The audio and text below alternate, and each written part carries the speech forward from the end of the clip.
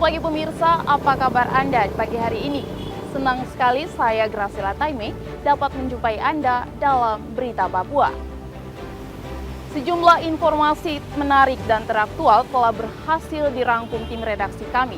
Berikut 3 berita utama hari ini.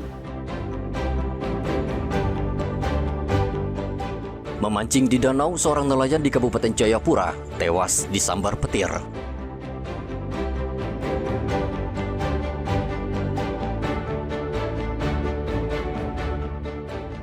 Hujan selama 2 hari, jalan distrik Kuaris Kabupaten Kerom tertimpa longsor.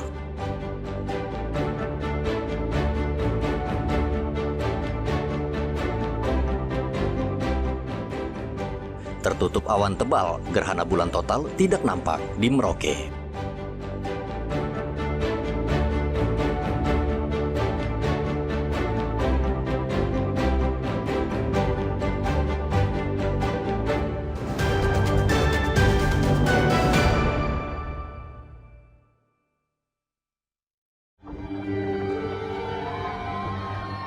Setelah mencari selama 1 hari, akhirnya tim SAR Kabupaten Jayapura menemukan jasad Edison Yoku, nelayan yang tenggelam di Danau Sentani pada hari Sabtu pekan lalu. Edison Yoku tenggelam di Danau Sentani setelah disambar petir. Korban saat itu sedang memancing di tengah cuaca hujan. Tiba-tiba petir menyambar mengenai tubuh korban dan ia terjatuh lalu tenggelam. Keluarga korban berusaha mencarinya, namun tidak berhasil. Akhirnya mereka melapor ke tim SAR untuk meminta bantuan. Jasad Edison Yoku langsung dibawa ke Rumah Sakit Yowari, Kabupaten Jayapura. Senin kemarin, jenazah sudah dimakamkan di TPU Sentani, Kabupaten Jayapura. Riantonai melaporkan dari Kabupaten Jayapura, Papua.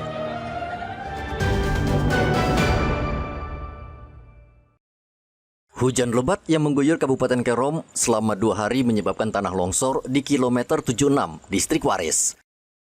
Material longsoran sempat menutup akses jalan dan mengganggu aktivitas warga. Jalan sempat terputus selama 1 hari. Pada hari Senin, polisi dibantu warga setempat membersihkan materi longsor yang menutupi jalan. Kabak Ops Polres Kerom, AKP Agustianto, mengatakan pembersihan material longsoran dilakukan selama 2 jam dan akses kendaraan berhasil dibuka. Kami menunggu sampai hujan reda dan kami mendatangi TKP longsor dan pohon tumbang itu.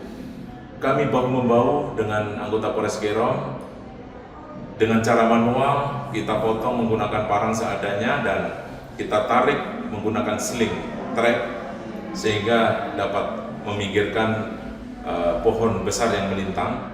Dan saat ini arus lalu lintas dapat dilalui oleh seluruh masyarakat pengguna jalan, baik yang menghubungkan dari pegunungan ke Papua atau Papua ke pegunungan dan sebaliknya.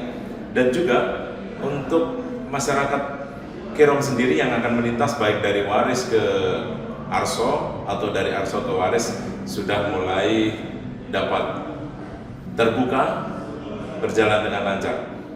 Polisi mengimbau warga waspada dengan cuaca buruk yang terjadi karena setiap saat bisa terjadi longsor, baik di jalan raya maupun di pemukiman.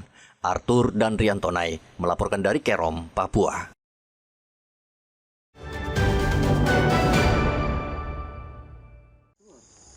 Polisi saat ini gencar memberantas peredaran minuman keras di Merauke, Papua Selatan. Pada hari Minggu, polisi menggerebek lokasi penjualan minuman keras oplosan di kawasan permukiman padat penduduk, Pasar Baru Mopah, Merauke. Kali ini penjual minuman keras menggunakan modus yang berbeda untuk mengelabui petugas. Mereka tidak menyiapkan botol minuman di dalam rumah, melainkan di semak-semak dengan menggunakan karung. Polisi berhasil menemukan ratusan botol miras oplosan yang tersimpan dalam galon. Kemarin telah dilaksanakan razia minuman keras lokal jenis Sopi di daerah Pasar Baru Mopah, Merauke. Barang bukti diamankan di semak-semak sebanyak puluhan liter jenis Sopi dan ratusan bahan baku yang diamankan di Satuan Reserse Narkoba Polres Merauke. Polisi membawa seluruh barang bukti tersebut ke kantor polisi, termasuk si pemilik miras, untuk menjalani pemeriksaan. Polres Merauke gencar memberantas peredaran minuman keras oplosan karena kerap memicu tindak kriminal dan kecelakaan lalu lintas. Muhammad Ridwan dan Rian Tonai melaporkan dari Merauke, Papua Selatan.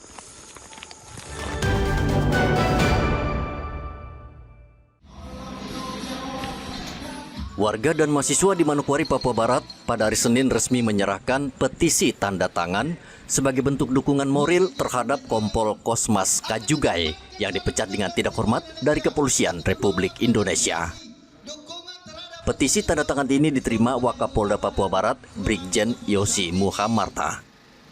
Puluhan warga dan mahasiswa meminta Kapolri, Jenderal Listio Sigit Prabowo untuk meninjau kembali putusan pemecatan Kompol Kosmas Kajugai yang di PTDH dari institusi Polri. Kabid Humas Polda Papua Barat, Kombes Ignatius Beni Adi Prabowo mengatakan bahwa apresiasi elemen masyarakat tersebut akan ditindaklanjuti ke Mabes Polri. Kami sudah menerima dan nanti selanjutnya tentunya aspirasi ini akan kita sampaikan kepada Mabes Polri. Untuk tindak lanjutnya itu nanti menjadi pertimbangan dari Mabes Polri. Kita hanya menyalurkan aspirasi dari umat. Kompol Kosmas Kajugai yang menjabat Danyon Resimen 4 Polri dianggap bertanggung jawab atas kematian Afan Kurniawan, seorang pengemudi ojek online yang tertabrak mobil rantis Brimob akhir Agustus lalu. Bagi sebagian warga Manokwari, mereka meyakini bahwa kejadian tersebut murni kecelakaan dan tidak melibatkan kesalahan dari Kompol Kosmas. Edi dan Rian Tonai melaporkan dari Manokwari, Papua Barat.